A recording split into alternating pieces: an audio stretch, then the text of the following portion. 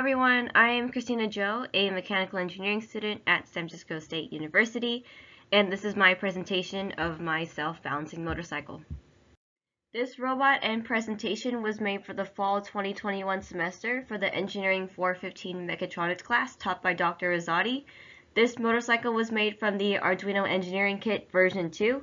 In this presentation, I'll be going over the physics of the motorcycle, its main components, and a quick explanation of the controller used for the balancing. And lastly, we'll end with a demo. I stated before, this project was made using the Arduino Engineering Kit version 2. It is a kit made by the Italian microcontroller company Arduino. The kit was designed for college-level students to learn mechatronics and apply engineering principles. It contains all the needed hardware, software, and assembly parts to create 3 robots: a webcam-controlled rover, a drawing robot, and the self-balancing motorcycle that I'm going to talk about today. So what is a self-balancing motorcycle? The motorcycle has an inertia wheel in the middle of the body that spins to keep itself balanced. The inertia wheel creates a torque that will counteract the mass moment of inertia of the motorcycle due to gravity. I will go into a deeper explanation of this very soon, but the motorcycle uses a feedback control system to keep itself balanced, and it was programmed in Simulink. I'll quickly go over the main components of the motorcycle. It has 2 DC motors, both with encoders. The bottom motor powers the motorcycle's forward motion, while the top motor controls the inertia wheel. There is a servo motor at the front of the motorcycle to control its steering. Lastly, the microcontroller used is an Arduino 33 IoT. It has an IMU sensor within it, so it has an accelerometer, gyroscope, and magnetometer motion sensors. The Arduino is also attached to a nano motor carrier, so the servo and motors can be controlled. And there is a lithium-ion battery connected to the motor carrier for added power. So how do we understand the physics of the motorcycle? We can consider the motorcycle to be like an upside-down pendulum, so it rotates about A where the ground is. And we can use equations related to a pendulum. Like I mentioned before, the motorcycle has an inertia wheel in the middle of the body that spins to keep itself balanced. Inertia is a body's resistance to changing its current state of motion. The mass moment of inertia is how hard or easy it is for a body to rotate. When the inertia wheel spins about point C, it creates a torque or rotational force that will counteract the motorcycle's moment of inertia. I assume that the wheel's thickness and the friction between moving objects were negligible. From the picture, theta is the lean angle, or the angle that the motorcycle has moved from being upright.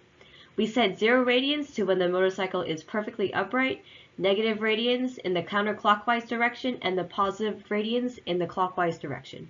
Omega is the angular speed of the inertia wheel, C is the inertia wheel's rotational axis, and B is the motorcycle's center of mass.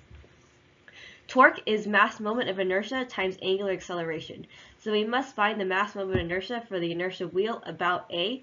In order to do that, we have to find the mass moment of inertia about C and apply the parallel axis theorem to find it about A. Note that we can consider the inertia wheel to be a cylinder because of its shape. We do the same thing for the motorcycle around B in order to find the mass moment of inertia around A by also using the parallel axis theorem.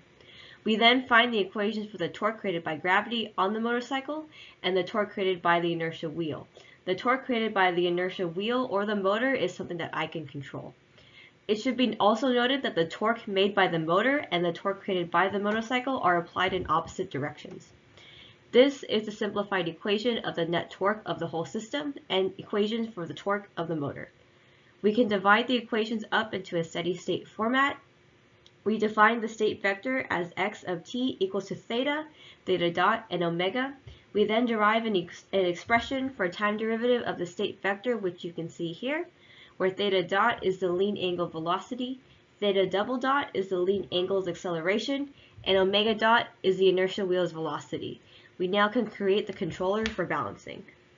This is the overview of the closed loop controller made in Simulink. We have a main loop between the Arduino and the motorcycle.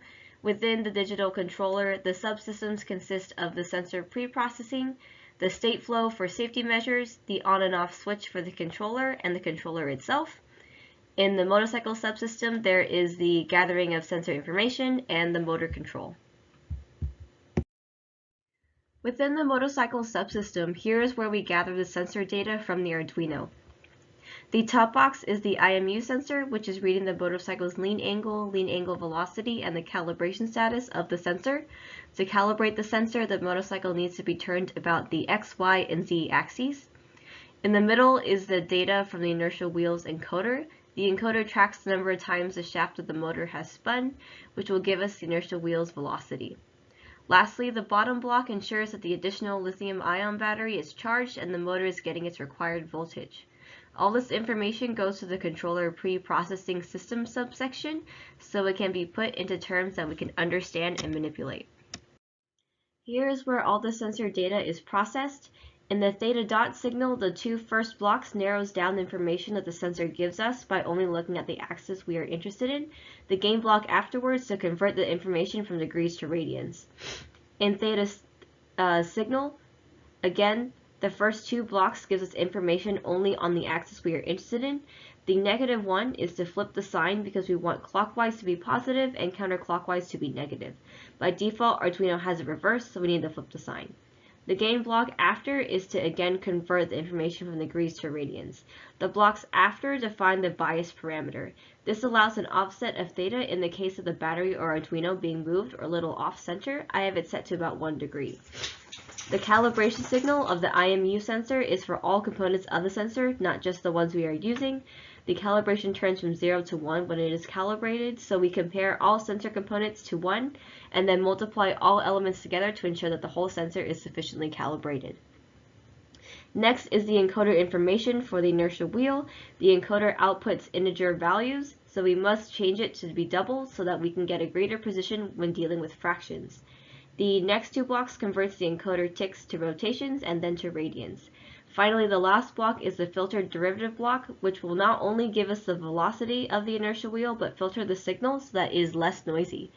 Lastly, the battery signal also gives integer values, so we can use the double block again to change that. The values also need to be converted into volts, so K is for scaling factor. Next is the safety logic to implement the balancing controller in state space. This safety logic will indicate if the IMU sensor is calibrated and the battery is charged, and if the motorcycle has fallen. Check fallen will use theta to see if the motorcycle has fallen or is upright.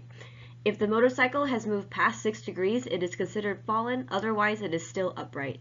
Check IMU is just to indicate that the calibration is complete and changes from false to true, and the same is for the battery voltage if it is at least 3 volts. Lastly, enable is to start the controller. If the motorcycle is upright, the IMU sensor is calibrated, the battery is charged, and the user switch is on, then the controller will be enabled. So I'll quickly show you how the controller gets enabled. This is the controller subsystem. Down here is the sensor pre-processing and the safety logic that I talked about earlier. Here is the user on-off switch to turn the balancing on and off so we can calibrate the IMU sensor before it starts running. The user enabled block will change from 0 to 1 depending on the user switch. This red light under chart 1 will turn green when enable is also true. And that information goes to the switch here, true for controller on and false for controller off. Here is the feedback controller that is the heart of the motorcycle balancing. The top signal is the parameter for the lean angle, the middle signal is the parameter for the lean angle's velocity, and the bottom signal is the speed of the inertial wheel. These gain values were found after many trial and errors. I would initially leave the inertial wheel's parameter to 0 and work on the lean angle and its velocity to get it to balance for about 4 seconds before it would fall.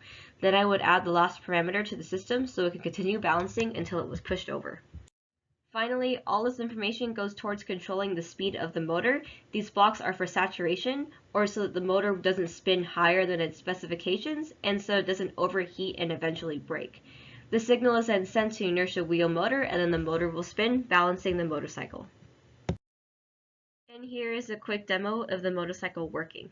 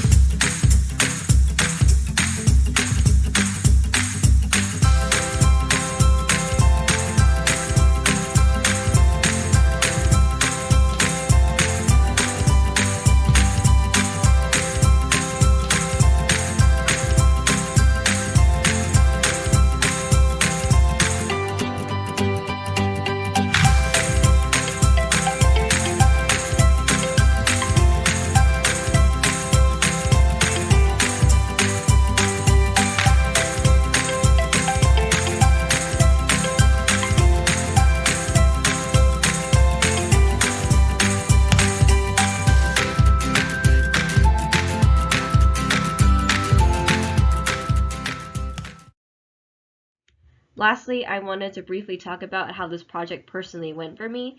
There were many complications and achievements. Tuning the feedback controller parameters were a huge challenge. The parameters I set would work one day, and when I would test the motorcycle the next day, it wouldn't balance anymore. Even if I would move it to a different room on the same day, it would stop balancing. In hindsight, this was due to my controller not being fully stable, but at times it felt very defeating having to constantly tune the parameters. At this stage, I was also only able to get the motorcycle to balance, but it has capabilities to move forward and turn, so that there is still more work to be done. On the other hand, I have also learned how to do many cool things. I learned how to control and communicate with an Arduino in Simulink, how to model a PDP controller using sensor data, and how to apply safety measures using state flow in Simulink. Thank you so much for listening. Listed here is my email and LinkedIn. Down in the description is the same information and a link to the Arduino engineering kit I used. Thank you so much. Have a good day.